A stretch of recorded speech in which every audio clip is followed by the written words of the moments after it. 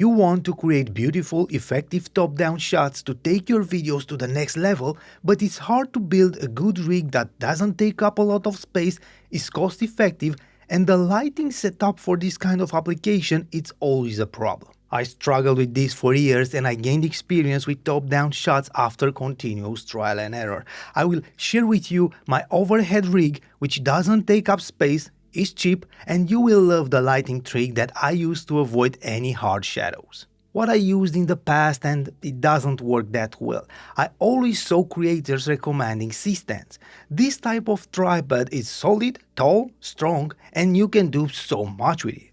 But I find a lot of disadvantages. The space taken by a C-stand is significant. Look at the footprint of this thing. Also, they are hard to move and store, being heavy and big. When you use it for top-down shots, it's hard to avoid the shakiness of the bar. You need to hold the camera, don't touch it after, and it will bounce immediately if you move something. Also, a good C-stand costs around $100. You will see rigs looking almost the same as the rig that I'm about to show you, and you can buy them in a bundle, but I didn't find one suitable for a desk longer than 4 feet, and they were also a little bit more expensive. I was forced to build something better that can be adjusted for almost any desk size. It's easier to use, doesn't take up any space, and is also perfect for my lighting trick. Let's build it. I like to use two Godox ES45s to light up my videos. These lights come with stands that are attachable directly to the desk. What I did, I replaced the light stands with new ones from SmallRig. Why? The original ones have a welding line here on the clamp. If you tighten them too much, it's possible to break that welding. I did it, maybe you're not like me and won't tighten them up like crazy, but I did it and I searched for some new ones that look the same but have a clamp that looks like it's made from a single piece. If you have these lights and the clamps are in good condition, you don't need to change them, but don't tighten them up like I did. And the new ones from SmallRig cost around $30 each at the time of publishing this video. Next, I attached this bar between my lights. First, I removed the lights and the ball heads attached to the stands. On the screw, I attached this 32mm 1/4 to 3/8 inch female-to-female converter spigot adapter from SmallRig.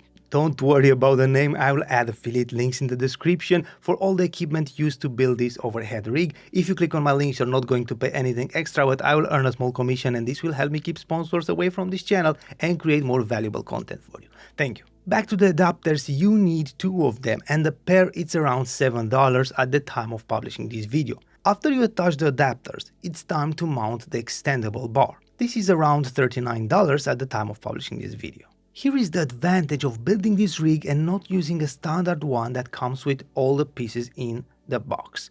This bar extends up to 10 feet. You will not use it extended at the maximum length. I hope you don't have a 10 feet long desk, but I, for example, need a longer one. I have a 5.2 feet desk. This one is built from metal, strong and perfect for any desk. After I install the adapters, I will connect the bar. Untighten the bar, adjust it to be long enough and tighten it up strongly, but won't tighten it up here to the adapter connection. Before tightening it up, connect the next adapters, 1/4 to 3/8 inch metal male converters. I will also add links in the description. I find them in a set of 3 at around $10. You will need 3, I will show you immediately. Attach them to the first adapters, tighten them up, and after you can also tighten up the bar. Next, I attach the ball heads on top of the last adapter and the lights. Until now the rig looks like this. To attach the camera, I use a big clamp from Manfrotto which costs around $29. To the clamp, I attached the third adapter that I didn't use in the first stage, and on the spigot adapter I attach a ball head for the camera. To attach the camera, I choose a strong ball head from SmallRig which costs around $33 at the time of publishing this video. Now, all I have to do is attach the camera. Because I use a cage for my ZV-10 or my 7S3, I can mount the plate of this ball head to the top of the camera and attach the camera to the rig. I can adjust everything with the ball head and the camera stays perfect. Because human error can always be present, and sometimes being in a hurry, I can neglect to tight things up as I should. I like to have a second safety measure, and I use a hand strap attached to the clamp and secure the camera. This quick release system is from Peak Design. You can find it separately or in a bundle with a hand strap at around $39. When I bought it years ago, I didn't have the option to buy it in a bundle, but the deal is great now. I do two more things. These are optional but can be useful. I have a secondary dummy battery mounted to the system and a long HDMI cable to connect the camera to the PC and monitor what I shoot. The HDMI cable is connected to my Elgato Camlink 4K, and I monitor the shooting in the Camera Hub software or OBS. You can also press record and record directly in OBS. And all I have to do now when I need a top-down shot is to take the camera from my desk rig and attach it to the overhead rig that's permanently above my desk. The shakiness of the camera is reduced considerably with this system compared to the C-stand. Now let me show you my lighting trick for top-down shots.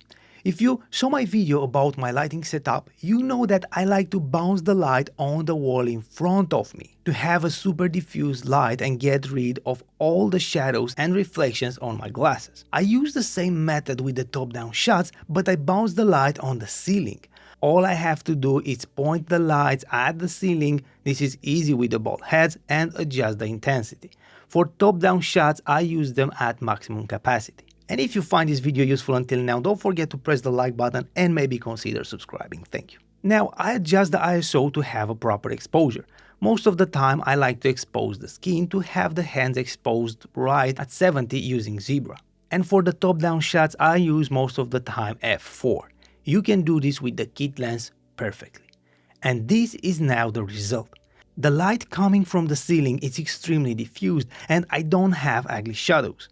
Sometimes I add a green touch with a small plant and an orange light from a side to make the image more interesting, but these are optional. If you don't have a white ceiling, that will be a problem for this method. You can try to use a big white light reflector above your desk attached somehow.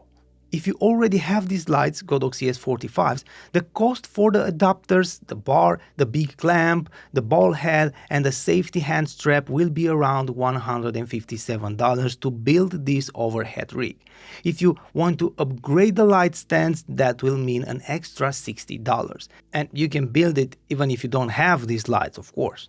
But you can build this for top-down shots and lose the most practical method to light up your talking head videos if you don't take advantage of the Godox ES45's lighting setup that will save you a ton of space, money, and will improve your workflow.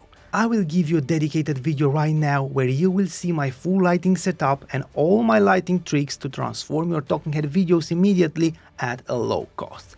Watch this video and improve the quality of your videos fast and at a reasonable cost.